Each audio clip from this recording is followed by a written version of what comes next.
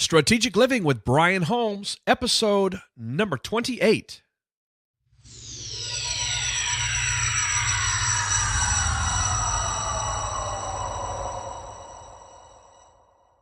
Hi, this is Ray Edwards from rayedwards.com, and you're listening to Brian Holmes, one of my favorite people and certainly one of my favorite podcasts.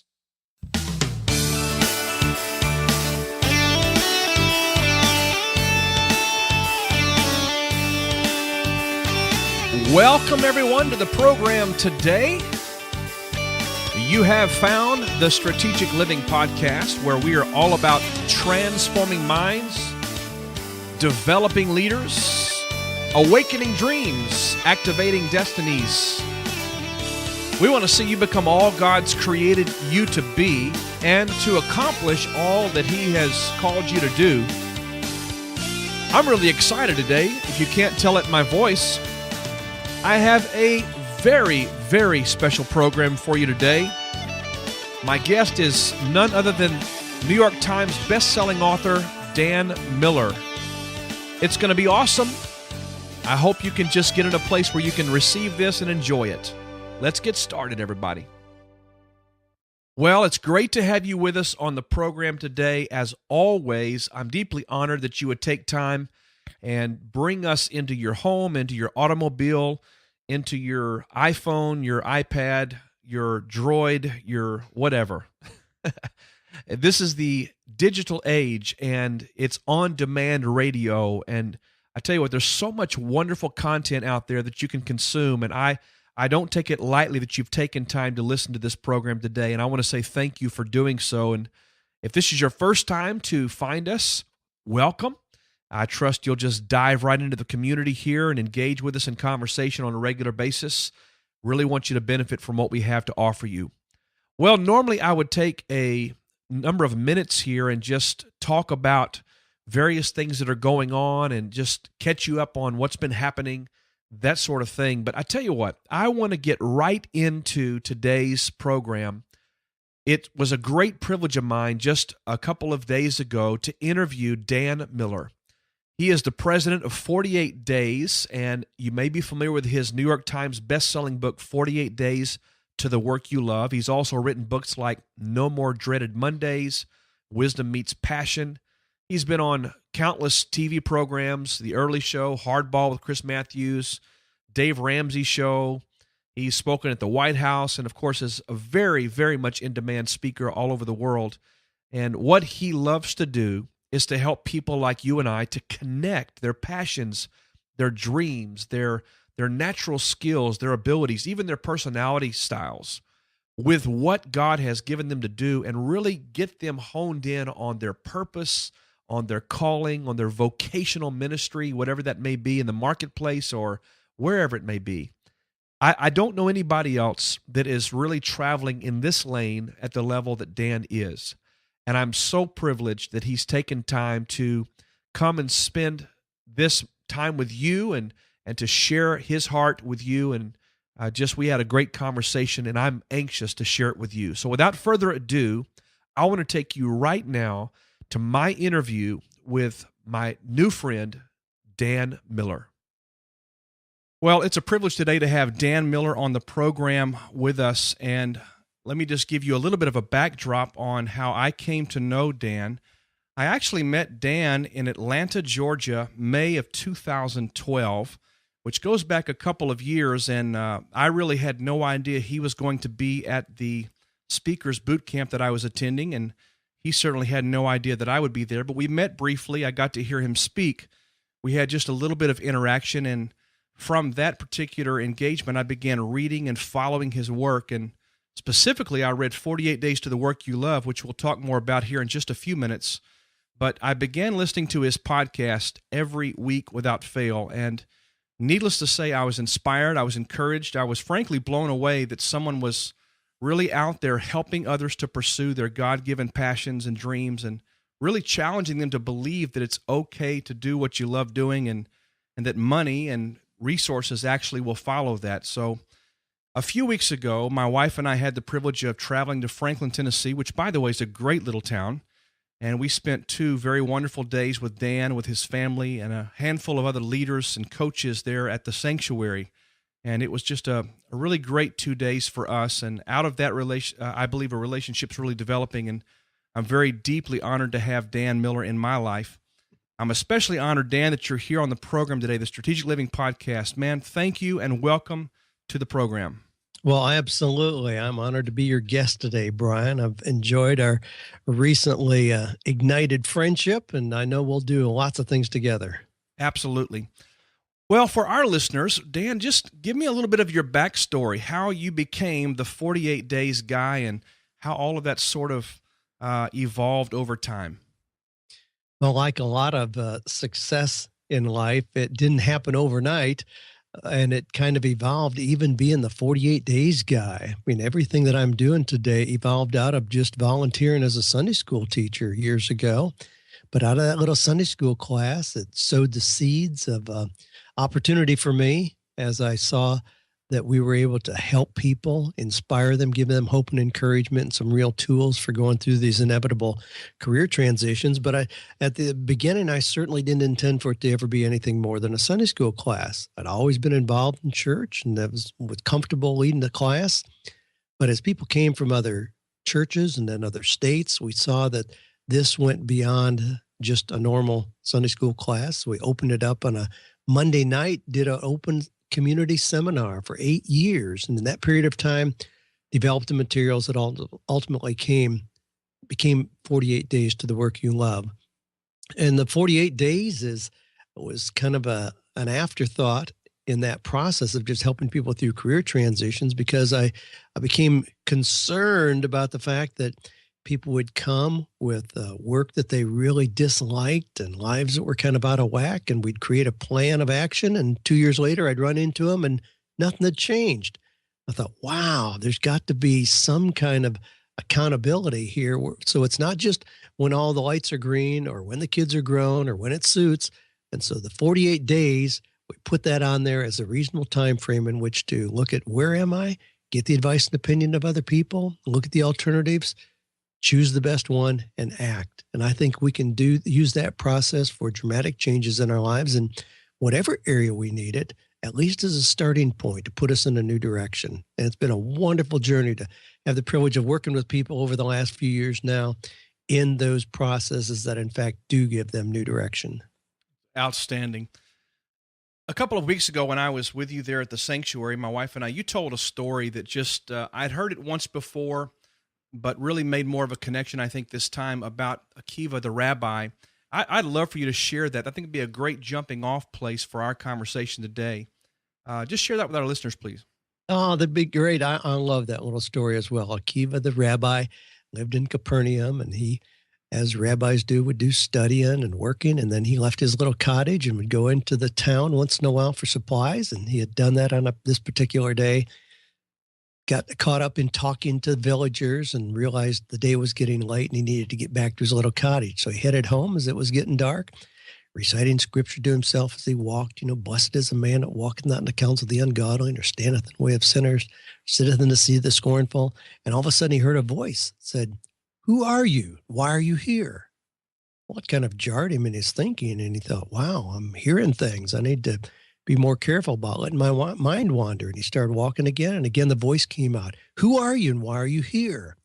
Well, at that point, in the fog and the mist that was collecting the late afternoon, he looked up and realized was right in front of the Roman garrison. He had obviously taken a wrong turn. Instead of following the little path back to his home, he had taken a wrong turn, and now he was right in front of the Roman garrison. And the young guard there had stopped him, asked him those questions. But being a rabbi, instead of just answering the question, he answered the question with a question. He said, "Young man, how much do they pay you to stand there and ask that of all those who approach?" And the young man said, 100 denarii a week. And the rabbi said, "I will double your pay if you come with me, stand outside my cottage, and ask me those questions every morning when I come out. Who are you and why are you here?" I love this story. I just love this story. As you well know, my wife and I are all about helping people discover who they are and why they're here. I think that's probably why the story resonates so much with me. We also, like you, are about helping them to find out what their unique calling and purpose is and how they can be truly activated to go out and accomplish those dreams, those passions, those desires. You've worked with so many thousands of people, as you mentioned a moment ago, over the years. I'm sure you probably lost count a number of years ago. Why do you suppose, Dan, there's such a disconnect in people's minds and hearts between the work they do and what they love and enjoy to do? Well, there's a couple reasons I think. One is when we're 18 or 19 and we make those decisions about what we're going to major in college or what kind of work we're going to get involved in, we kind of set the stage for the next 30 years of our lives when we don't really have enough life experience to even know how to ask the right questions. It takes some time to really get to know ourselves well enough and to see how God has prepared us and positioned us. And sometimes that's not going to happen when we're in our teenage years. So there's that. But then there's also the fact that we have this kind of cultural expectation that we just be responsible. And the responsible thing to do is get a job. Not particularly ask yourself if you enjoy it or if it's a really good fit for your talents and gifts, but just be responsible. Get a job, bite the bullet. That's what work is all about. Just take your lunch bucket and go to the salt mines every day. So with that kind of mentality and that time factor, all of a sudden people wake up at 45 years old and say, wait a minute, is this really all there is? Yeah, I'm being responsible. Yeah, I've got a job. Boy, this has no connection with my heart or my passions at all. There's got to be more than this. And I've had the pleasure of working with people who are asking, in fact, those very questions. And it's a great time at any given point to draw a line in the sand and say, who am I? Why am I here? Where am I going? And how am I going to get there? I work with a lot of people myself, and you would know that I've been in the pastoring field for a long time, and then, of course, travel a great deal and engage with people heart to heart quite often.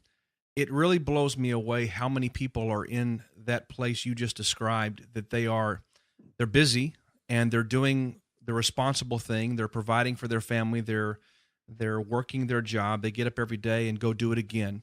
But they are so miserable, so unhappy, and maybe most of all, they're unfulfilled. It's almost as though what they're doing doesn't really have a lot of significance to it as it relates to the bigger picture. What is the process that you prescribe to people as they come to that critical place where it's kind of a no turning back place? They realize that I'm either going to be content and just settle in here and be miserable the rest of my life, or I've got to make a change. What's some of the first steps that you encourage people to take as they really strive to find what it is they desire to do? Sure. And Brian, you've given a great synopsis of how people feel about where they are. And with your having worked for all these years in traditional ministry areas, you didn't just peel back the onion on this totally, but you certainly alluded to that there are a lot of people even in ministry positions who recognize it's not a fit. They're actors or actresses. They're trying to play the part of something that is not a fit for them. But we've got this again a myth in our culture and certainly in theological circles that doing something in the church or church related is somehow a higher calling than being a competent brain surgeon or a truck driver, an attorney, or a plumber, or electrician. Now we don't have enough time to unpack all of that, but I've seen a whole lot of people in traditional ministry positions who are saying, man, this is not it. I can go through the motions, but there's no connection here. Something's wrong. So how do you do this? How do you figure out what really is authentic? Now, as opposed to the cultural expectation that you just grab the paper and look at who's hiring or where there are opportunities, I mean, those are Band-Aid solutions. I tell people 85% of the process of having a confidence of proper direction comes from looking inward, comes from looking at what you already should know about yourself. What are those unique skills and abilities? Not just things that you have the ability to do or that you can do, but things that also blend your personality traits and your values, dreams, and passions. I mean, I've encountered lots of attorneys and physicians and dentists and engineers and accountants who have proven their ability to do what they do well and hate the lives that they've created. There has to be a blending of things, and it takes looking inward to determine what those are. But the fortunate thing is that by the time we have a little life experience, I mean, even at 30 or 35, we've got enough life experience to start to look back and see some patterns, see some trends that are emerging. And from those, we can say, aha, it's when I'm doing this that my heart sings. It's when I'm doing this that time just flies by. Those are realistic ways to look at what is my calling? What is my mission? What should I really be doing? And once we know those things about ourselves, our skills and abilities, our personality tendencies, our values, dreams, and passions, then and only then can we create a clear, realistic focus. And then the 15% is, all right, now how can I apply that in daily work that is meaningful, purposeful, fulfilling, and profitable? And we can do that no matter where we start. Everybody can do that process. I'm sure you could cite hundreds, and I'm sure you've documented hundreds of examples of people you've worked with or come across that's either read your book or gone through one of your courses. But give me one or two examples that just come to your mind of people who have gone through this process of really looking inward, searching their heart, and really getting in touch with not only their passions, but the things that God's put in their heart to accomplish as a result of them being here on the earth at this time. Some people that have really gone through the process and come out the other side fully engaged in what it is God's given them to do. Yeah, I do have lots of examples, just wonderful stories about people's lives that have been transformed as they figure out what is authentic, what is a fit for them. Brian, you may remember being here at my office in the sanctuary. I have this beautiful painting back in an alcove in my office, and it's of a musical scene. It's an abstract painting. But the young man who did that came to me as a pastor and fully convinced that it was the most godly thing he could do, but he was obviously miserable. The church was struggling. They sent him to see me. And I said, man, who sold you this bill of goods? And he was taken back. He said, what do you mean? Isn't this the most godly thing I could possibly do? And I said, no, not if it's not a fit for you. It's not at all. So we looked at what is it that he would do that really did make him come alive? What puts him in the zone? We talk about athletes being in a zone where we just recognize, wow, this is what I was born to do. And he would describe going into a room in his house, locking the door, putting on Beethoven or Mozart, and he would paint just as a cathartic release. He had never shown it to anybody, never sold anything. I had him quit everything that he was doing. And for 4 years, he did faux finishes using brushes, sponges, rags to create dramatic effects on people's walls. But that gave him the freedom to do these beautiful pieces of art that he does today. And that's all that he does today. But he's at this point making somewhere between 12 to 15 times the money he ever made as a pastor. But we didn't do it because of the money. We did it because it was an authentic fit. And then the money showed up in unexpected ways, which is always what happens. But the other part of that is too, we can look at that and say, well, my goodness, you called away from a call to ministry. No, not at all. He'll be the first to tell you, my ministry has increased exponentially because as a pastor, people knew what to expect of me, what I would say.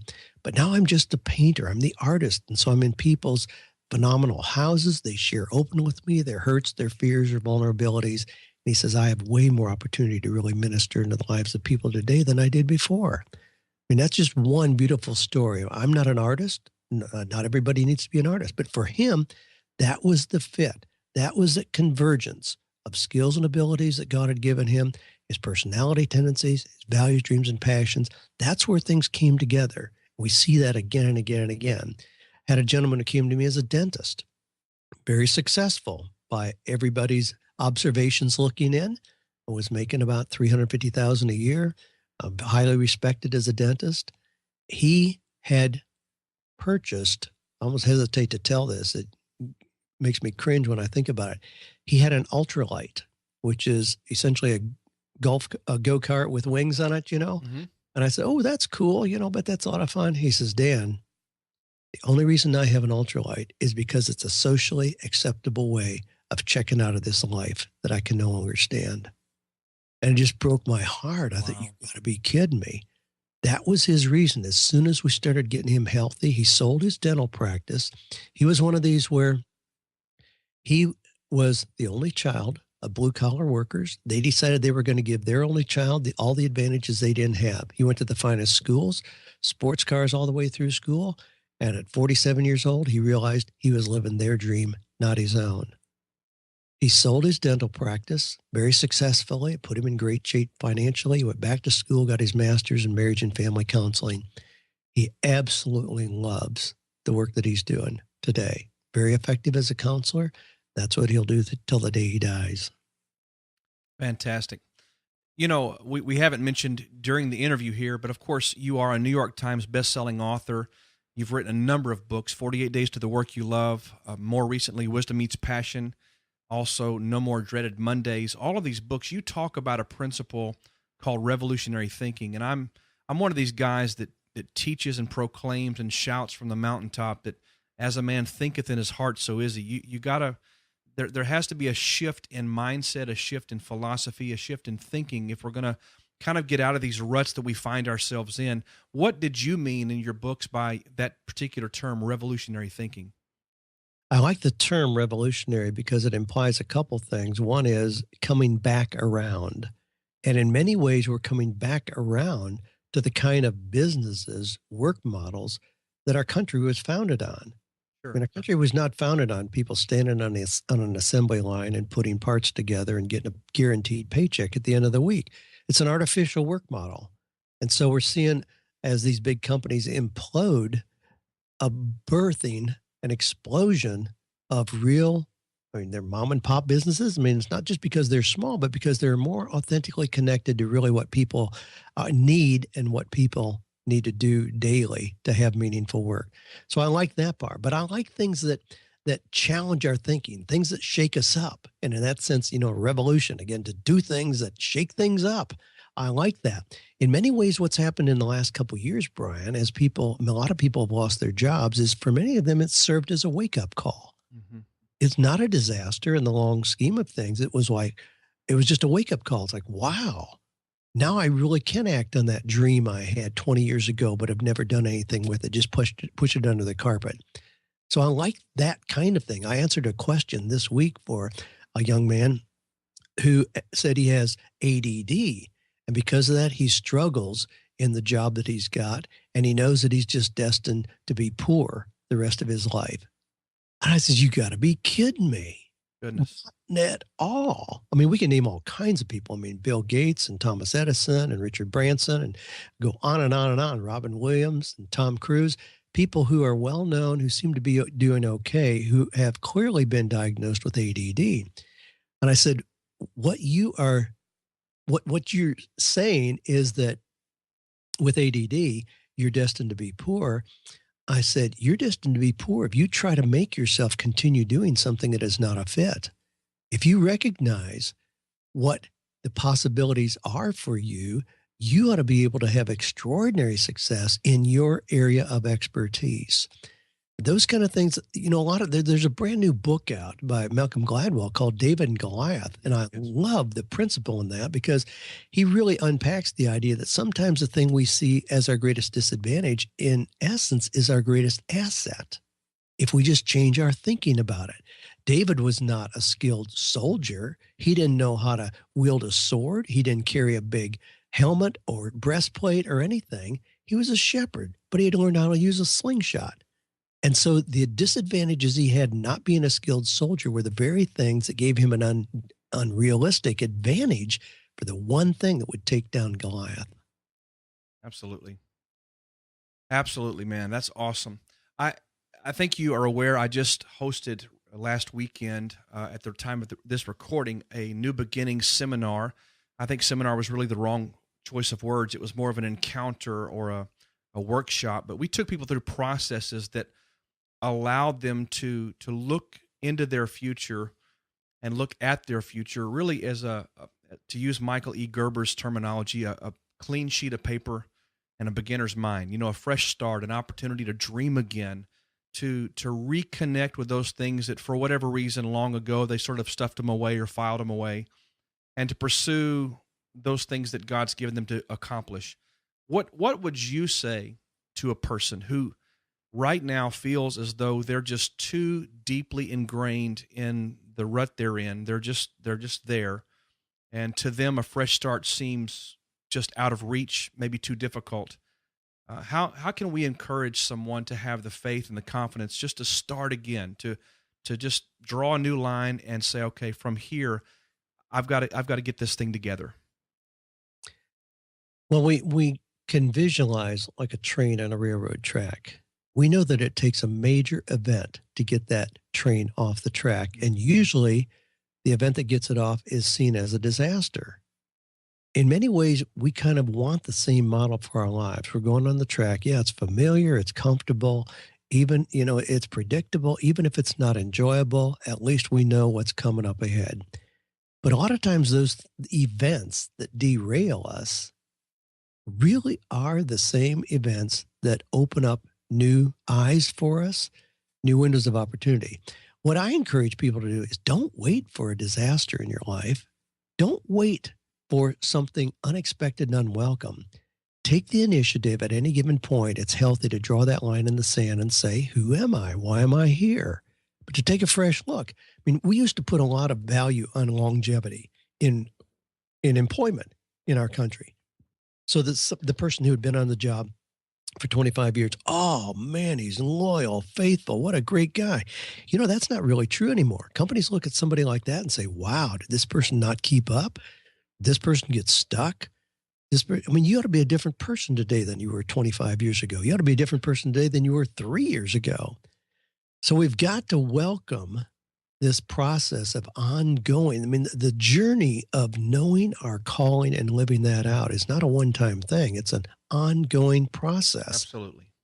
We got to value the journey. It's not just about a destination. It's a journey. It's an ongoing process, but we change. Things change around us. And the people who are going to maximize the fulfillment in their lives and ultimately accomplish more, however we quantify that, that's not just about dollars, but accomplish more, to have a life of a bigger impact, are those that welcome change and recognize that any kind of progress requires change. So I just want to encourage people that if you feel stuck, even if you describe your situation as such, chances are you're not really doing what you ought to be doing. And so it deserves taking a fresh look. What would happen? And it doesn't, I'm not a bridge burner. I'm not one to just say, quit everything you're doing, we'll figure something out. Not at all. But you ought to be able, even in a position of strength, while you're in something that is working okay, to look at what are the alternatives? What are 4 or 5 other things that I could do? What are 4 or 5 other ways that I could accomplish the goals that I want to accomplish this year? And then experiment with those, get the advice and opinion of other people, identify what would really work for you, and then just step out. Sometimes people talk about that leap of faith or risk. I cringe when I hear people talk about risk because it implies that if I just stay in this thing that's working okay, even though I'm miserable, if I just stay here, at least I'm secure and I don't have to risk going out here and doing something on my own. But we have to redefine what risk is. Thomas Stanley, who wrote the books, The Millionaire Next Door, The Millionaire Mind. In The Millionaire Mind, he looked at decamillionaires, people worth at least $10 million.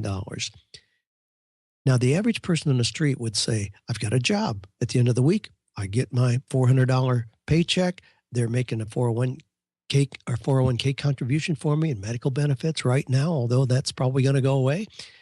So I'll just stay here.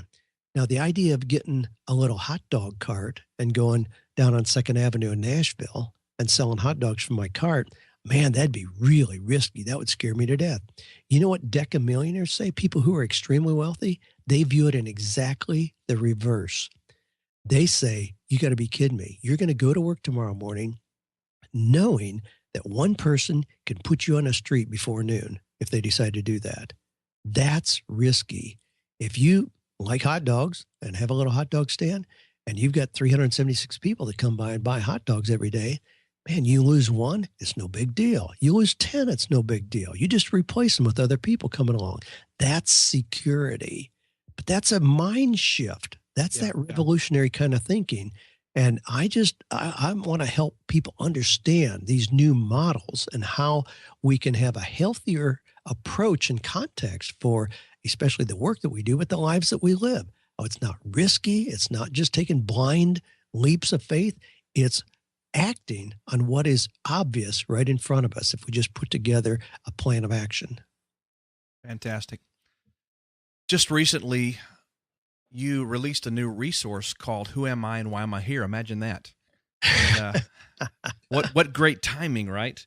And I went through that actually, and I participated in the original webinar and just enjoyed that immensely and have referred it to several people already. But tell me about that resource and how that might help some of our listeners really engage this new future, this new beginning in their life. Well, we referenced that at the top with our little story about Akiva, where the questions came from that story. Who am I? Why am I here? But I love that, just that concept. And I think it is healthy at any given time, no matter where you are in your work career, no matter how old you are, where you are in the chronological chain, it doesn't matter. It's just healthy to say at every morning, who am I? Why am I here? I mean, I ask myself that. I mean, you talked about new beginnings in your seminar, and I love that idea. You know, all beginnings are hopeful. Sure. Even if we didn't initiate having a new beginning, all beginnings are hopeful because we see possibilities for things that may have never existed before. But that's what I address in Who Am I? Why Am I Here? How to approach these inevitable, relentless changes in our lives, transition points. So instead of just reverting back to what's comfortable or what you're familiar with, how can you at those change points see new opportunities and then embrace those and dramatically go through, into new seasons of your life? I got a letter yesterday from one of the ladies in our coaching mastery program, and she described what has happened in her life in the last year since she attended our Coaching with Excellence event. And it made me weep as I read it. Because I can give information. Information doesn't change somebody's life. But what people are looking for is not information. They're looking for transformation. But the transformation comes from them engaging with material and opportunities and creating a plan and acting on that. I mean, I can't do that for somebody else. Right. I can guide them, point them the way, but they have to do that.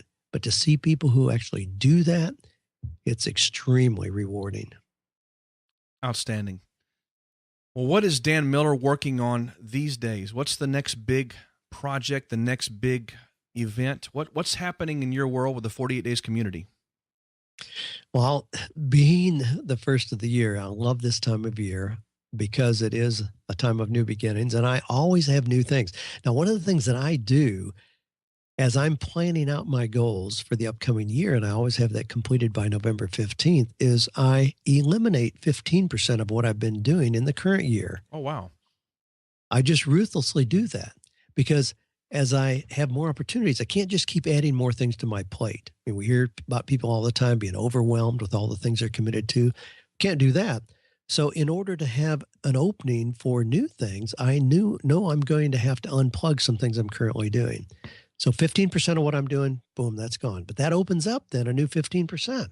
And it's in that new 15% that I really do open up the big opportunities that come along. Things like writing a major book and having, the success that I've had there. That's not something you just sit down an afternoon and do. That comes from investing time where you may not see a return for a significant period of time. But some of the things that I've got going on right now, I mean, we've expanded our 48days.net community. We're now, right at 14,000 people in there who are sharing ideas together, sharing resources in a way that just amazes me. I'm just so gratified watching the way that people help each other. It's that old adage, a rising tide raises all ships. And we certainly see that in the 48days.net community. I've just launched a mastermind group that you are very aware of, that I'm thrilled to have you involved and totally excited about. That's going to be a major focus for me this year. Those people in that mastermind group where we really do share ideas together on a much smaller basis than what I just described there. I'm rapidly putting content up as online training. So everything I've got in books, I mean, what I want to do is, if I have a core message and everybody has a message that they're here to share with the world, we can look for multiple ways we can share that message with others. And so not only do I have books, we have audio programs and ebooks and all that, but now I'm creating online content because that happens to be one of the most explosive, rapidly growing ways that people are looking for content. So I'm converting a lot of the things that we already have into short video presentations along with text and putting it up on sites like Udemy and others. So that's a major initiative for me this year. I'm also revising 48 Days to the Work You Love. Manuscript is due April 1st, and that's going to be released in November as a 10th anniversary edition of that book. So that's a major initiative for me as well. You're a busy guy. You got lots going on. I do. You know what I love about this space that you and I find ourselves in the information and the education and the encouraging side of things is that it really is not about us. It's about all the people that we're really here to serve, and that we can somehow engage with our message from our life story and the things we've learned along the way. And that's the thing that fulfills me and gives me such satisfaction, is knowing that people are being touched by what we do. And I love that about you. I love the fact that you are so generous and you are constantly pouring into people through all the different mediums that you have out there. And just on a real personal note, as we begin to wrap this up here, let me just say that, I'm the kind of guy, I don't take relationships for granted. And I also, when I meet someone new for the first time and I sense a connection, I'm very careful not to mistake that moment, because I find that everything really significant in life happens because of and through relationships. And 2 years ago or so, I met you. Not quite 2 years ago, but almost. And you really have no idea the significant impact you have had on my life, on my family's life, on the work that I do. And the byproduct of that, of course, is that more people are being touched, more people are being reached with our message. And I just want to say thank you. Thank you for being a willing participant in this grand scheme of things. Thank you for being willing to put your heart and your life out there the way you do. It really is making a huge difference. And lastly, let me say, man, I'm just overwhelmed and honored that if I can just say, I'm a faith guy, so I believe God has allowed our paths to cross, and I am so grateful that you're in my life, and so grateful you've taken time to be on the podcast with me today. Well, thanks, Brian. I appreciate that, and I take that very seriously, the opportunities that come with being connected with people.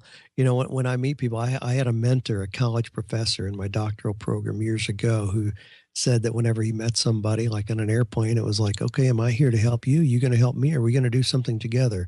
And I've found it to be a great way to frame meeting people. I have the privilege of meeting a lot of people, and I never try to calculate, what that's going to turn into.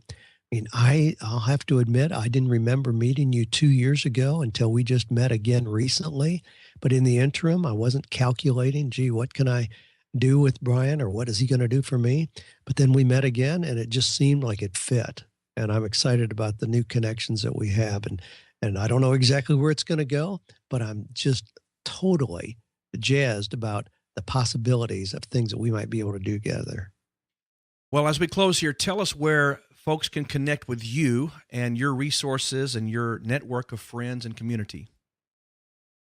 48days.net community is an amazing place of people who are willing and capable of helping each other. So we've got a lot of people there who are not content with average and ordinary, and it's there's no cost to be a member there. You are screened to be admitted as a member, but once you're in, then you can participate in the groups and all. So that's an amazing place. I don't have a real highly visible role there, but I'd love to have people involved in that, the 48days.net. And then 48days.com is our regular website where we have a lot of the resources that we've talked about here today. People can link to my blog, my podcast, newsletter, upcoming events that we've got coming up here at the sanctuary. So those two sites are the best way to do that. We do, it's one of those things. I have a presence on Twitter and LinkedIn and Facebook and all, but I don't do those personally. I'm so involved in my writing that I have other people on our team that do those. So those are lighter ways to get connected, but involved in 48days.net or 48days.com are more direct ways to participate in what I'm doing. Awesome. Well, Dan, thank you so much for your time today. And man, thank you for being with us. And I'm going to go ahead and put a word in right now so everybody can hear it. We want to have you back again sometime, and we'll look forward to that when it happens. Absolutely. It's been a delight being with you today, Brian. Take care, my friend. God bless. Well, I want to invite you right now to go to the show notes for this episode, brianholmes.com/028. I would love for you to engage us in conversation there. Leave your questions, your comments, your thoughts, your appreciation for Dan being on the program. We would love very much to engage you there on the website. And also, while you're there, be sure to share this episode with someone that you know might be in transition, maybe looking to really connect with what it is God's given them to do in their life. And I believe with all of my heart that if you can help me get the word out on this episode, it will be a great, great blessing to a lot of people.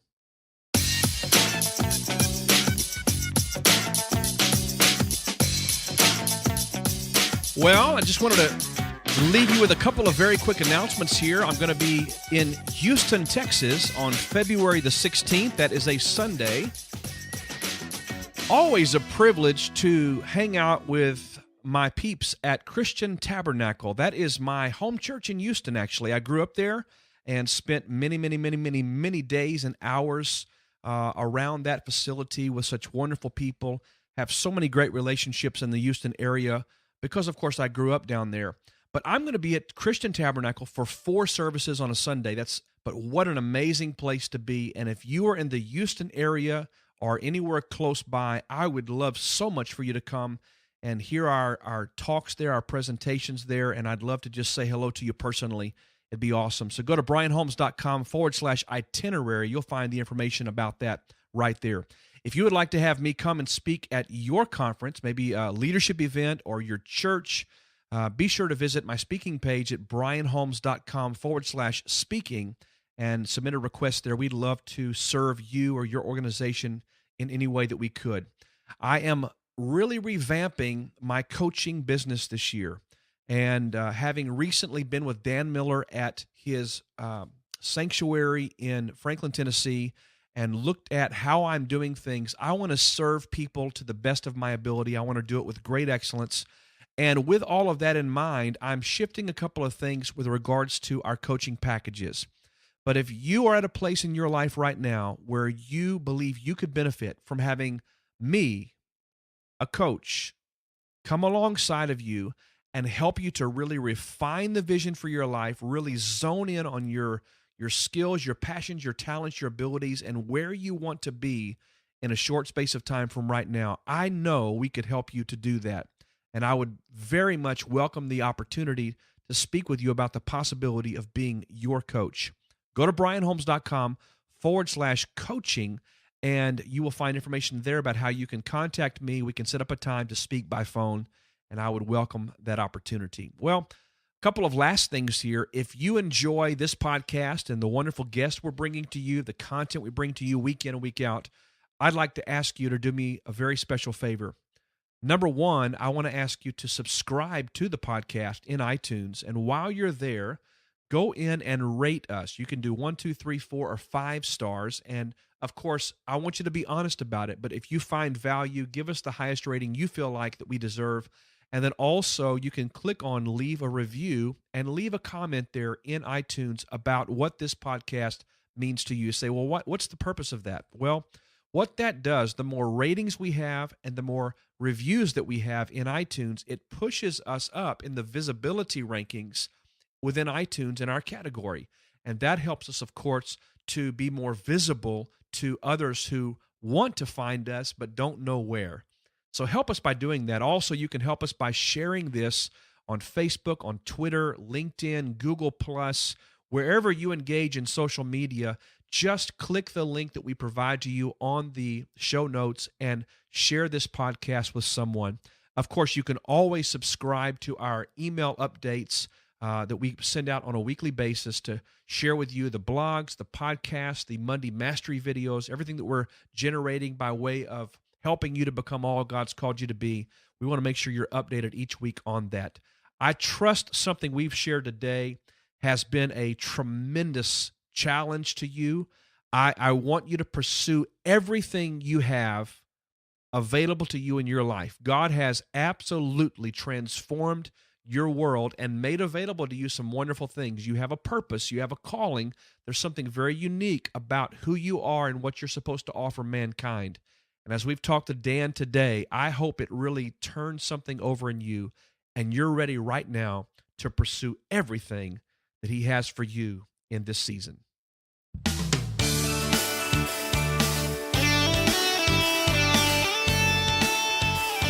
Well, as we close out the program today, I want to remind you to check out Dan's site at 48days.com and, of course, his community site where I engage often and every day just about at 48days.net. Those two websites provide such tremendous resource and networking with other people who are on the same journey you're on, and I encourage you to check out Dan's products, his books, etc. Well, until next time, remember this: you are made in God's image. You are designed for a very unique purpose. You are destined for greatness. The entire world is waiting for you to show up and be who you really are. God bless you. We will see you right back here next week.